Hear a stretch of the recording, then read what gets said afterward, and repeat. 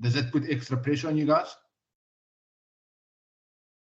No, no, we don't even look at that in terms of world rankings. I mean, last time 2019, I think I don't know, but I think we went in not even in the top 5 going into the World Cup, and we ended up winning the World Cup.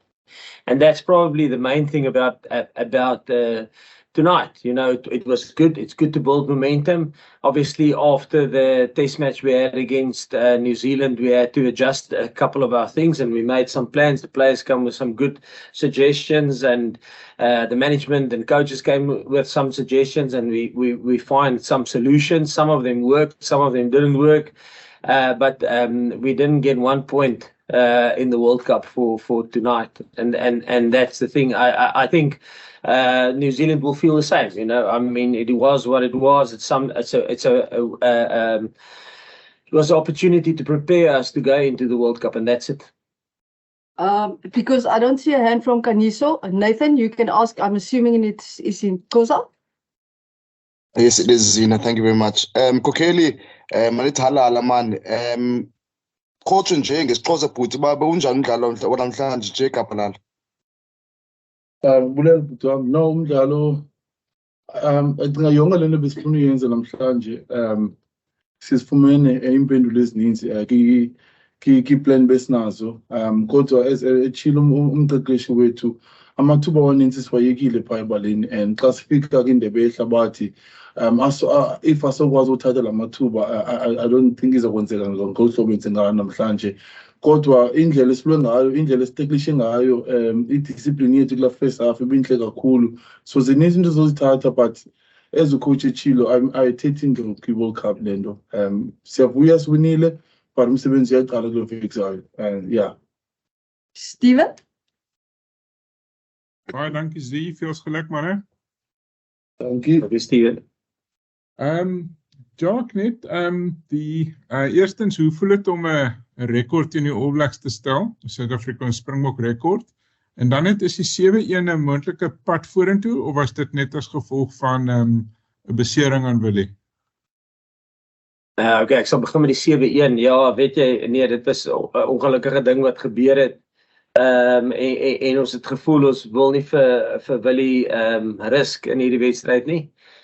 En uit die aard van die saak, dit is met al die kaarte en goeders wat deesdae rondgaan, is dit iets wat ons al baie oor gepraat het. Nie die 7-1 nie, maar forwards wat kan backs cover. Jy weet, as 'n ou met 'n 6-2 split gaan en jy verloor 2 backs, soos ons al partykeer gebeur het, dan het jy 'n paar loosies nodig wat vir jou kan cover op vleuel, en jy het 'n paar neges nodig wat vir jou kan cover op vleuel, soos Kobus vanaand gedoen het, soos ek dink Grant sal ook vir ons dieselfde kan bied. So ek dink ja, dit is uit die aard van die saak iets waaroor ons gepraat het. Weens nie die 7-1 nie, net om dit te kan manage as daar beserings vroeg in 'n wedstryd kom en jy gaan met 'n 6-2 uit die aard van die saak. 'n 7-1, 'n 5-3 is 10-1 die minste risiko. En as jy na 'n bank kyk, 6-2 het risiko, en dan obviously 7-1 het baie risiko. So ja, dit was ek weet nie vir ou daai risiko kan vat vorentoe nie, maar dis iets wat ons nou sal kyk en dit oorweeg, maar ek sê weer, daar's baie risiko in dit. Cool, thank you guys. We'll take questions from the floor now. So, you know, yeah, how's the knee? How are you feeling? Feel good. Feel good. Knee feels strong. No problems at all. I wasn't in doubt at all. I think the medical team was really amazing. I think I came into the last week with confidence, and this week too, no problems at all. Feeling good? Yes, sir. Thank you. Jacques, please could you give some thoughts on Moody's performance at number 13? Yeah, I thought he was his first, not his first game, a test match. I mean, he's a 13. He played 13 for his franchise at not junior level, but at a 19 and a 20 for our local competition in the Currie Cup. And I think I mentioned beforehand, I think Rico only went the same route. You know, he also started at wing and then obviously settled down at 30. So I think Kanan, so it's not a new position, and we in trainings he runs there a lot for us. So, but I thought with the quality of player that he had to play against, I thought he had a really solid performance. And like I said, with the injury to Lucanio, we always had Lucanio and we had JC as our 213s with options of maybe moving Damian Delende out to 13. So he was our third choice. But with the injury with Lucanio, we needed a 13 backup there. And he was always a guy that we earmarked for it. We wanted to try him on the end of year tour last year, 2022, but unfortunately he picked up a hamstring injury, so he missed out the first 3 games. And then, so we couldn't test him there. But tonight was a great opportunity. It looks like he sees things that other players don't. I can't comment on that, but but obviously he looked comfortable in the position. Yeah. Can I just ask about the 7-1 bench split? I think you might have been asked about it. Yeah. Obviously, you were slightly pushed into it this evening due to injury, but is it something, given how destructive your pack was tonight, is it something that we might see voluntarily in France? Yeah, I think, like you said, tonight it was, Billy picked up a little bit of an eagle and we felt we didn't want to risk him for this game. And so there's always a couple of guys that's on standby. The rest of the guys had a big flogging during the week, the non-playing squad, because obviously we wanted to end on a Friday where everybody had as much exposure from a conditioning point of view, so that we all go into the next 2 weeks almost on par. And hence that's why we felt, yes, we don't want to risk that. And going forward, will we go?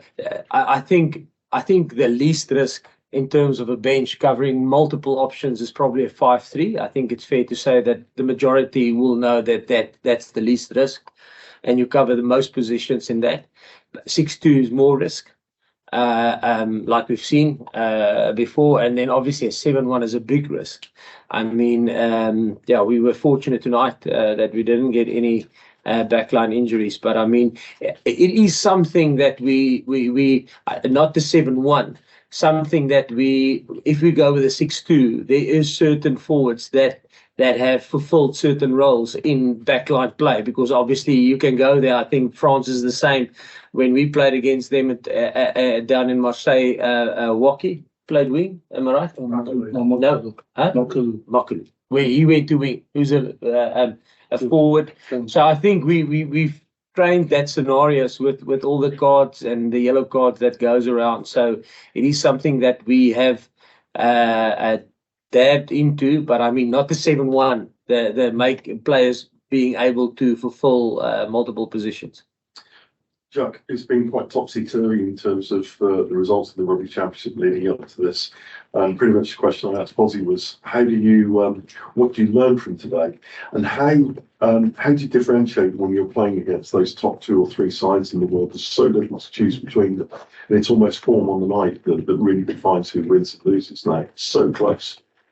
Yeah, I think that is exactly that. I mean, how long was it? Probably 6-7 weeks ago, we played against New Zealand in New Zealand, and we were sitting where they are currently sitting now, So and that's how quickly things can change. So yeah, for us, it's good performance in terms of again certain things we wanted to get right, and then there's a lot of things that we didn't get right.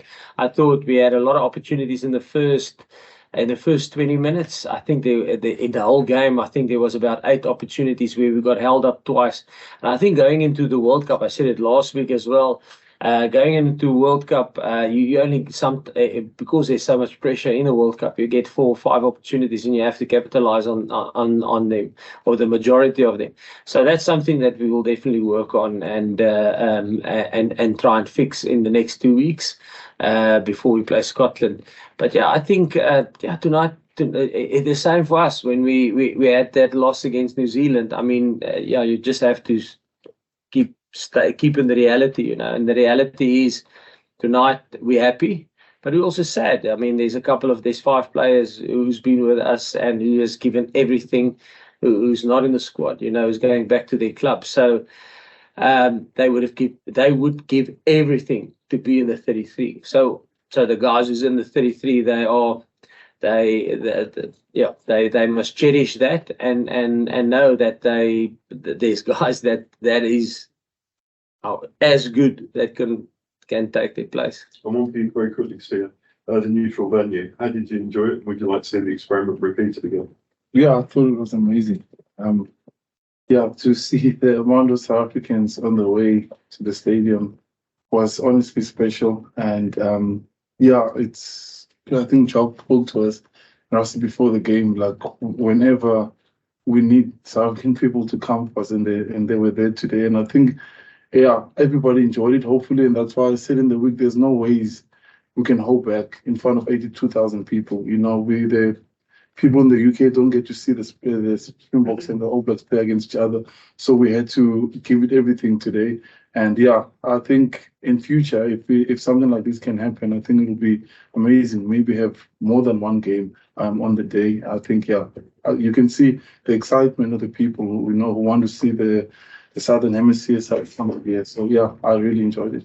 Can I ask about Andre Estevez and his development? And obviously, he had a great performance tonight. But how pleased are you with how he's come on across the last 18 months, 2 years? No, yes, I think he's really on form.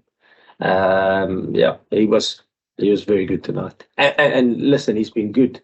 Australia game that we started him, good in that Argentina away game, which is a very hostile environment and tough game to go and win. And then tonight, I mean, it's good. Like I said, our big aim was to try and get as much squad depth as possible. We think it's going to be a squad effort. If we defend the World Cup, it will take a squad of 33 that's in form, that have had good game minutes under their belt, and that push each other. So there's nice competition within the week, but controlled competition, and the guys help each other. So I think, with him and Damien, Damien's performance last week was as high standard. So I think they're pushing each other really hard. What did you say We about can take 2 more questions, guys. himself? Because it hasn't been place sailing, has it? And he's obviously come to London and taken a different path from some other. It's the character and determination to make it with the box. No, yes, it's always been massive. I mean, I've coached Andre the first time, I think, in 2014 at junior Springbok level, when we played the Junior World Cup in New Zealand. He's a quality rugby player. He's a driven man. I know him well, he's a quality rugby player. Good character, yeah. Last question over here. So I'm Chris from Forever Sports. This is comment on actually Nienaber, how he's come on, and I obviously don't give away secrets here, but to me it seems like under Pollard and under Lebok he look different. There's a different kind of structure. I don't know if you actually train them different, but are we saying that Nienaber's kind of torn up the traditional South African way of rugby? Because for us, for what it looks like it's a very different pattern. So just comments. But I'm talking about Lebok because I thought he got very unfair criticism last week. I thought it was uncalled for, but he's kicking, and obviously showing his kick is good. So how do you feel about where Lebok is now going into the World Cup? Yeah, no, I think it's probably unfair on Andre. Yeah, I can say, because I'm just saying he haven't had an opportunity, unfortunately. Unfortunately, haven't had an opportunity with us yet since we probably started. We always said in 2022 and 2020, we if you think about performance on the one side and development and developing squad depth and building on your game models and stuff like that, 2020 and 2022 was probably the 2 years that we were going to do it. Unfortunately, we lost 2020 with COVID, and then 2021 it was British and Irish Lions. It was all about performance, and now World Cup, we had to probably get 2020 almost back. So I think Andre was unfortunate. if you go and look at Andre's performance when we played in Mbombela against the All Blacks, I mean that was probably the biggest victory against the All Blacks back then in almost 90 odd years or something like that, and he was phenomenal in that game. But unfortunately, he got injured 2 weeks later, and he hasn't played for us since. So I think he's very much aligned with what we're trying to do and how we want to play. And I think if you look at his last couple of performances for Leicester, I thought he was outstanding in the way he played. So yeah. I think my point is it's enough. It's a nice place where we are. I think to have the two guys. Yeah, three. I didn't mean to throw. What's the No. I get these two guys. It's like, no. I think if you went back maybe 18 months, I mean, everybody asked, listen, what happens if Andre and Elton goes down? And then Damian Willemse stepped up last year. Took over from Andre, and he played the majority of the games at fly off last year for us. And I think out of them, we only lost 2 against the number 1 and 2 teams in the world, which was France and Ireland. And then obviously this year, Amani got a couple of opportunities at fly off. Damian had a couple of opportunities at fly off. So yeah, I think, and Andre I think he'll probably be ready to go in the next couple of weeks, full on like 80 minutes. So yeah, I think we're in a fortunate position in terms of that. Yeah. Fantastic. Thank you guys. Thank you very much. Unfortunately, we have to dash off. So now, hey? Yeah. Thank you guys. Bye. Dankie. Dankie.